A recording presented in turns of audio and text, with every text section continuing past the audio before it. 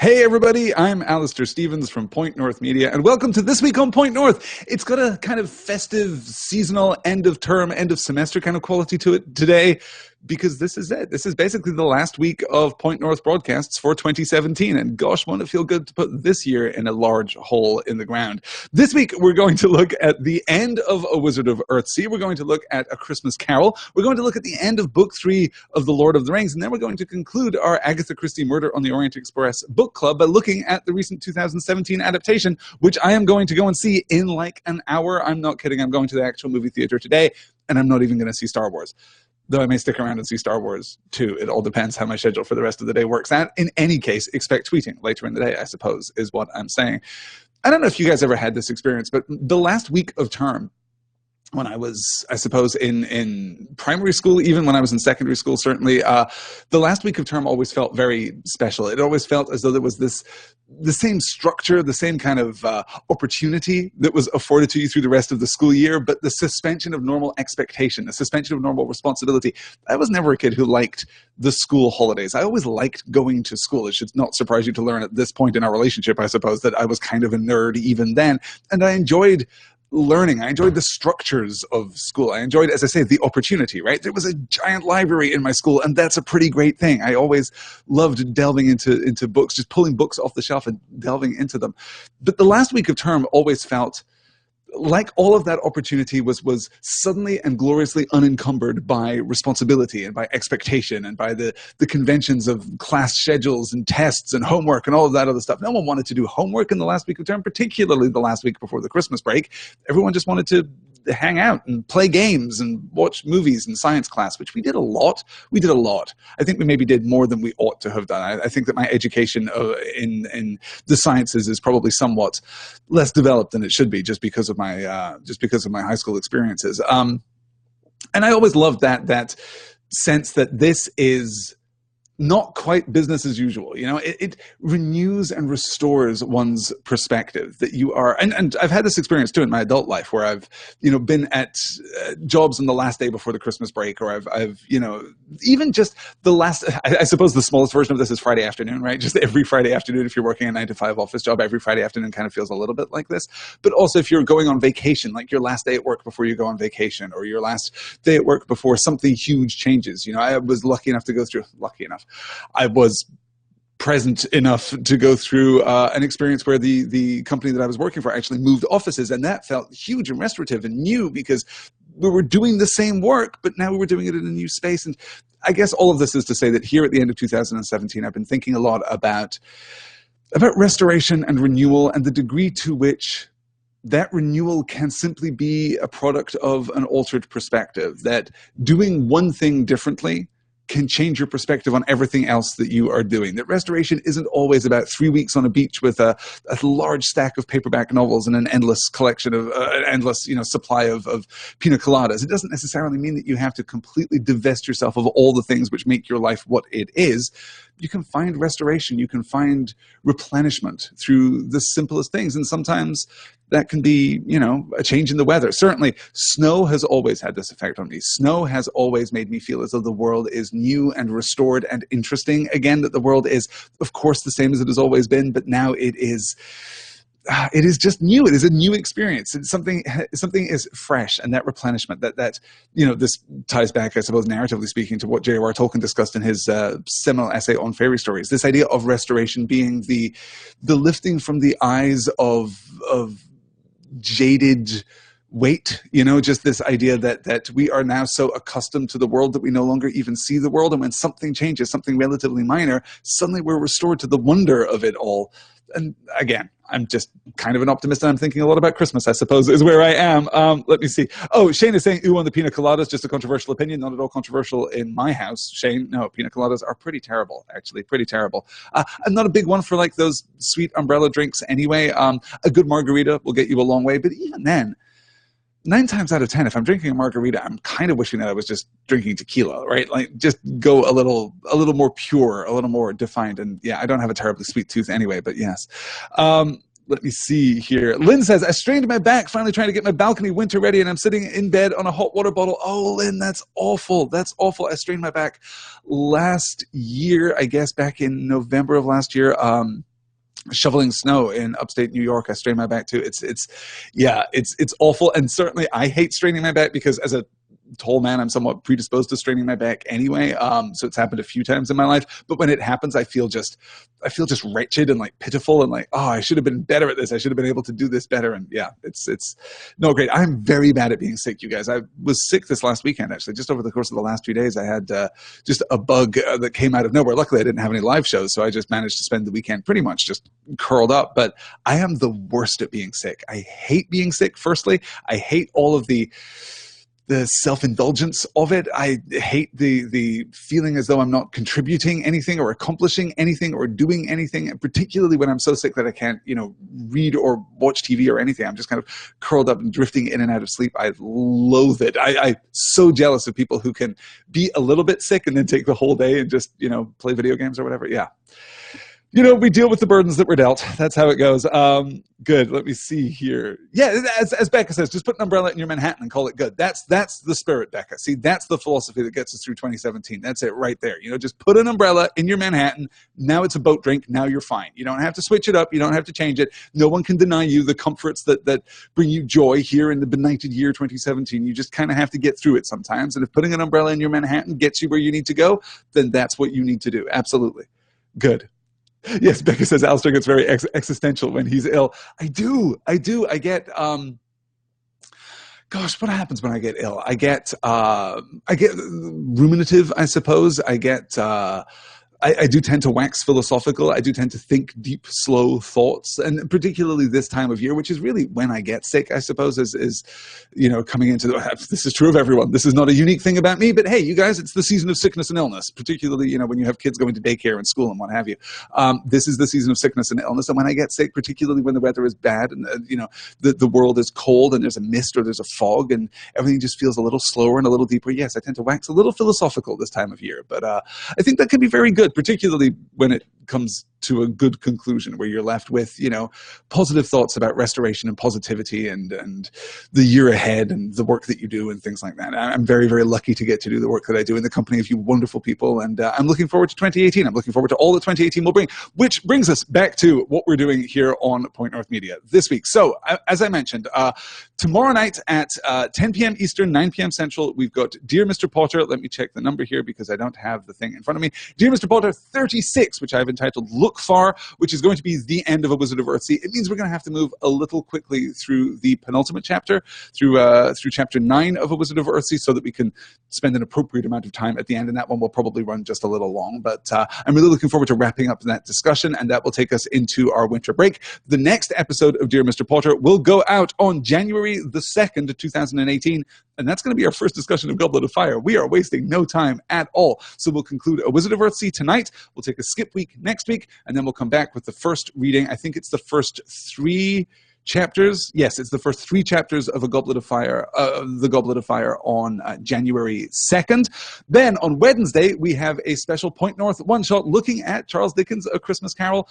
I genuinely love A Christmas Carol. A Christmas Carol is probably in my top 10 works of fiction. It is just delightful. And if you haven't read A Christmas Carol recently, if you've kind of, and I think we've all done this to a certain degree, kind of osmotically absorbed A Christmas Carol so that when you think of it, you don't think of the text, you think of A Muppet Christmas Carol, which is great, or Scrooge, which is great, or any of the other adaptations of A Christmas Carol that you've seen through the years. If you think just of the high points and the beats of A Christmas Carol and you haven't refreshed yourself on the prose of A Christmas Carol, I urge you to go and read it, or better yet, just listen to listen to the audiobook version that I'm going to release next week. More on that in just a moment, because Dickens' mastery of storytelling is profound. It is genuinely phenomenal. There is so much depth and complexity and humor and wit and profound insight within the frame of A Christmas Carol than you would expect. It's just a knockout piece of work. So I'm really looking forward to talking about that on Wednesday night,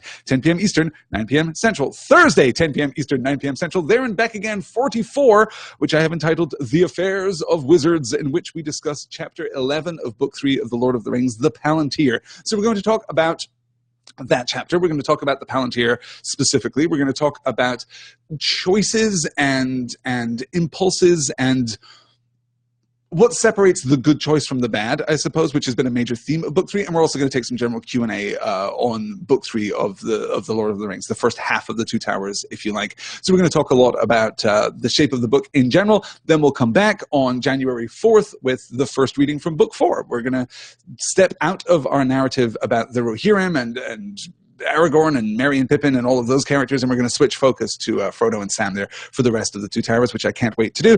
And then so that's 10 p.m. Eastern, 9 p.m. Central on Thursday evening. That is December the 21st. And then on December 22nd, the book club, the Patron exclusive book club. This may be the last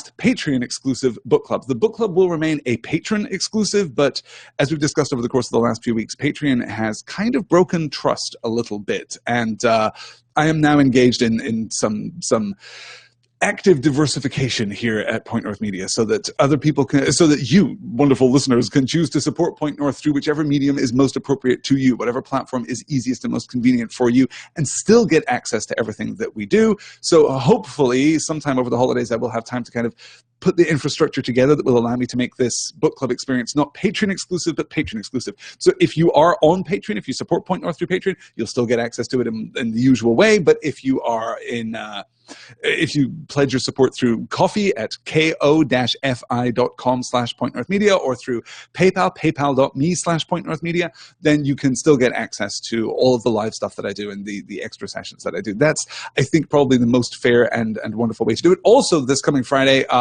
I'll try and do this during the daytime so that we can have a little bit of discussion about it before the live session. I will have the new poll for our next book club text. I can't wait to see what you guys pick.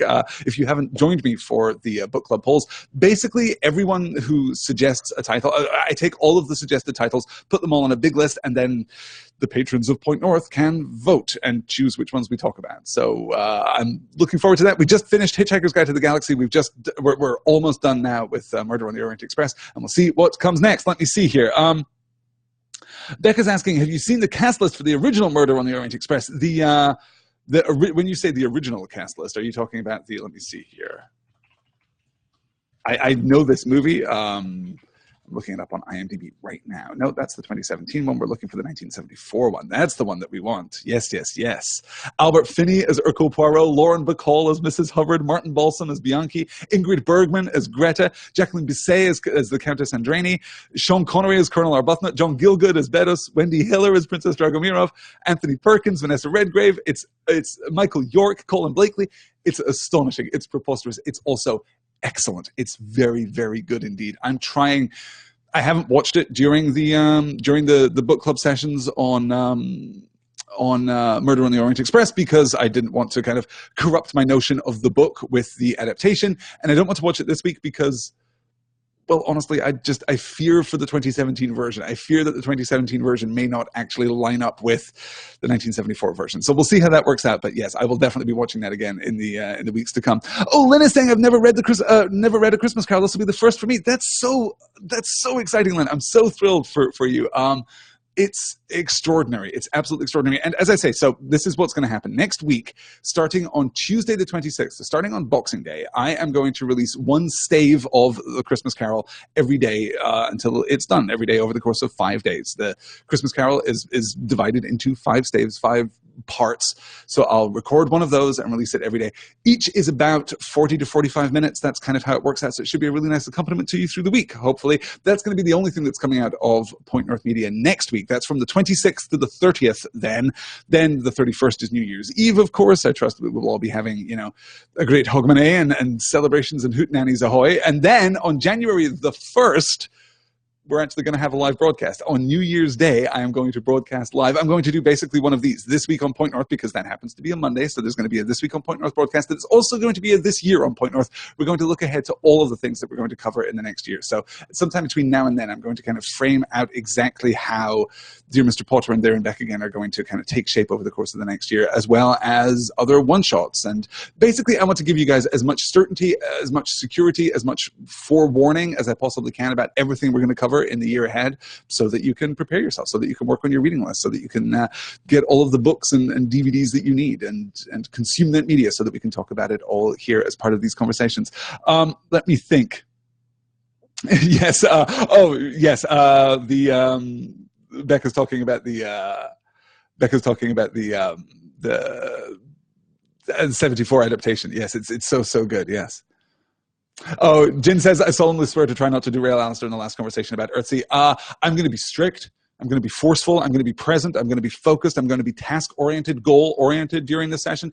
I have to say, actually, the crowdcast limit of 2 hours works out pretty well for me. I really can't schedule an extra session, so I have to finish the discussion, and I will resist your charms, Jen. I will do my best to resist your charms through the course of the next Dear Mr. Potter discussion. Let me see as I try to catch up here. Yes, good. I think Alexis just said, let me see if I can scroll back and find it. Oh my goodness, the Crowdcast chat is going insane today.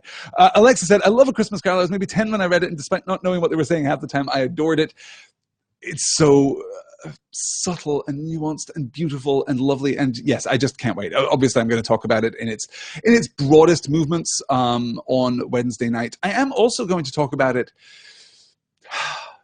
A Christmas Carol occupies a really interesting point in the evolution of what we would, from a modern perspective, call ghost stories, I suppose, or even horror stories, but kind of occupied that Victorian space of tales of the supernatural, which very much accompanied the Victorian preoccupation with the supernatural and with the occult even. You might even go that far. The framing of A Christmas Carol as a ghost story is really interesting and actually narratively necessary, I would argue. Anyway, we'll talk about all of that on Wednesday night. It's an absolutely fascinating text. And then, as I say, I'm going to read all of that next week. And then, yes, I think it was Lynn, as Lynn was saying, a hungover session on the 1st. Yeah, we're not going to do that in the morning. I think that is going to be 3 p.m. Eastern, 2 p.m. Central Time on New Year's Day. So we'll have time to get up and, recover ourselves, restore ourselves, and then begin the new year with the company of great and fine people. That, I think, is going to do it for today, though. I have to say, Becca and Jen are basically taking bets on whether or not they can distract me in the Dear Mr. Potter session tomorrow night. We'll see. Okay. Oh, I've got a question here. Let's answer a question. Are donations deductible, says Shane? They are not. They are not tax deductible. Point North is not a charitable organization. So I'm afraid not. Basically the hurdle between here and there is so huge that it's effectively impossible. So I'm afraid no. They're gratefully received for whatever that's worth. But no, I'm afraid not. I would need a much greater mastery of the U.S. tax code before I could even begin to start moving in that direction. But there's also there are very specific requirements about charitable status, basically, and whether or not you can file as a charity. And so no, sorry. I apologize for that, I suppose. It's complicated stuff. This kind of takes us back to the whole conversation about crowdfunding and the whole conversation about how it is that we, as people who want independent content on the internet, and in this I'm including myself, right, not just as a creator of independent content on the internet, but as a consumer, as an advocate for, as a fan of, as a proponent of independent content on the internet, this is one of the biggest questions that we have to answer, right? What is the relationship between the patron and the creator? What is the relationship between the audience and the...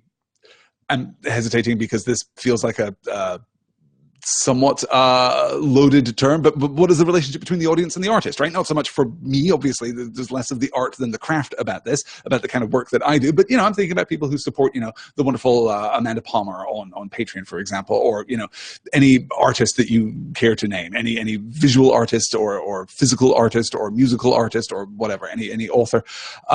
That relationship is a complicated one, and we don't necessarily, I think, as a culture, yet have a proper vocabulary. I don't think we necessarily have a kind of a conceptual framework that allows us to really discuss the relationship between not just individual patrons, right? That's the classical format, right? A patron of the arts, traditionally, you're talking about a Medici. You're talking about someone who can hurl a vast amount of money at a singular, particularly talented artist and thereby generate art, thereby generate, great works. Artists here are machines that transform money and support and enthusiasm into art. That's the traditional model of patronage.